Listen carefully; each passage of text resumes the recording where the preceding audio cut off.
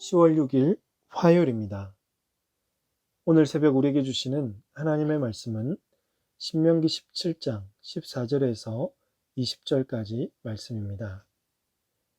내가 내 하나님 여호와께서 내게 주시는 땅에 이르러 그 땅을 차지하고 거주할 때에 만일 우리도 우리 주위의 모든 민족들 같이 우리 위에 왕을 세워야겠다는 생각이 나거든 반드시 내 하나님 여호와께서 택하신 자를 내 위에 왕으로 세울 것이며 내 위에 왕을 세우려면 내 형제 중에서 한 사람을 할 것이요 내 형제 아닌 타국인을 내 위에 세우지 말 것이며 그는 병마를 많이 두지 말 것이요 병마를 많이 얻으려고 그 백성을 애굽으로 돌아가게 하지 말 것이니 이는 여호와께서 너희에게 이르시기를 너희가 그 이후에는 그 길로 다시 돌아가지 말 것이라 하셨음이며 그에게 아내를 많이 두어 그의 마음이 미혹되게 하지 말 것이며 자기를 위하여 은금을 많이 쌓지 말 것이니라.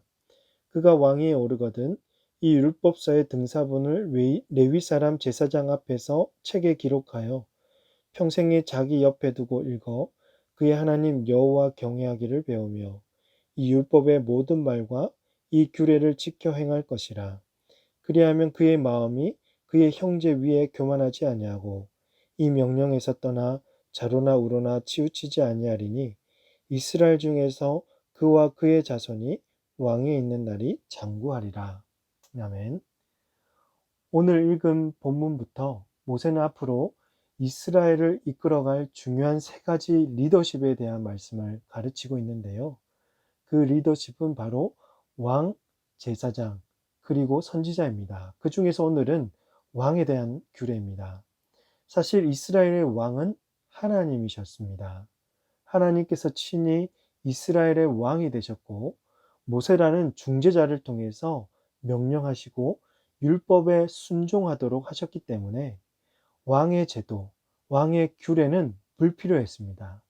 그래서 모세는 본문에서 왕권을 허락하는 수준이지 주변 나라들과 같이 왕이 진짜 필요해서 적극적으로 규례를 세우는 것이 아닌 것을 기억해야 합니다. 율법 또한 왕이 이스라엘을 통치하는 것을 요구하지 않았던 것이죠. 무엇보다 이스라엘 백성들이 왕을 세우려고 한 동기는 14절을 보시면 내가 내 하나님 여호와께서 내게 주시는 땅에 이르러 그 땅을 차지하고 거주할 때에 만일 우리도 우리 주위의 모든 민족들 같이 우리 위에 왕을 세워야겠다는 생각이 나거든 이라고 되어 있죠. 당시 주변 국가들은 왕을 세웠고 왕이 나라를 통치했습니다. 이스라엘 백성들도 자신들이 강대국이 되기 위해서는 인간 왕이 필요하게 되었던 것이죠. 그들에게 주위의 모든 민족들처럼 되고 싶은 열망이 커졌습니다. 실제로 이스라엘 백성들이 처음 왕을 요구할 때도 이스라엘 장로들이 사무엘을 찾아와서 했던 말이 열방처럼 되기 위해서 왕을 세워달라고 했다는 것입니다. 사랑하는 성도 여러분, 이 말씀을 보면 어떤 생각이 드시는지요? 이스라엘의 왕은 온 열방의 통치자이신 하나님이셨습니다. 그런데 백성들은 이를 무시하고 주변 국가들처럼 힘과 부와 무기를 소유한 강대국이 되고 싶어서 인간 왕을 요구하려 했고 실제로 또 그렇게 했던 것이죠. 잘못된 동기가 결국은 하나님께 큰 죄를 범하고 만 것입니다. 하나님을 삶의 주인으로 인정하지 않고 그 자리에 사람이 대신하거나 자기 자신이 앉아 있으면 결국 죄를 범하고 사망에 이르게 되는 것입니다. 하나님을 왕으로 모시지 않는 그 순간부터 잘못된 생각과 동기, 세상의 가치관이 우리를 지배하여 그릇된 길로 행하게 만드는 것이죠. 오늘 우리는 하나님을 모든 것의 주인으로 인정해야만 합니다.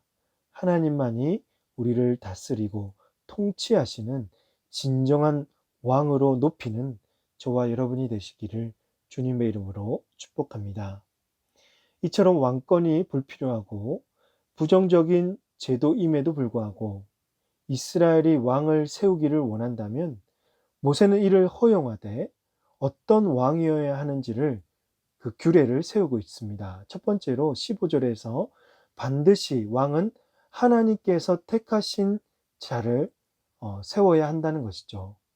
왕은 사람들의 인기나 한 사람의 능력에 근거하여 선출되는 것이 아니라 하나님께서 지명하여 선택하셨습니다.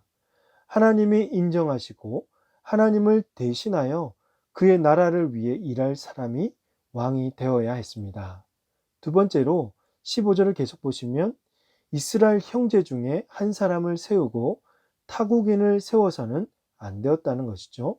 타국인을 세울 경우 하나님을 섬기지 않을 것은 물론이고 주변 국가들처럼 힘과 무력으로 이스라엘을 통치할 것이 뻔한 일이었습니다. 세 번째로 16절에서 왕은 병마를 많이 두어서는 안 되었습니다.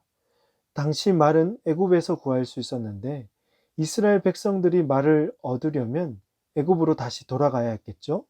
지금까지 이들은 출애굽하여 약속의 땅을 가기 위해서 광야를 지나왔는데 다시 돌아가는 것은 어리석은 일이었고, 또한 말을 많이 소유한 왕을 하나님께서는 원하지 않으셨습니다.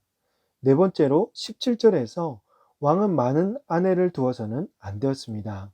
당시 주변 국가들의 왕은 아내를 많이 거느리고 있었는데 그 이유 중에 하나가 주변 국가들과 이 정략 결혼을 해서 서로 동맹을 맺고 경제적인 번영을 함께 이루기 위함이었습니다.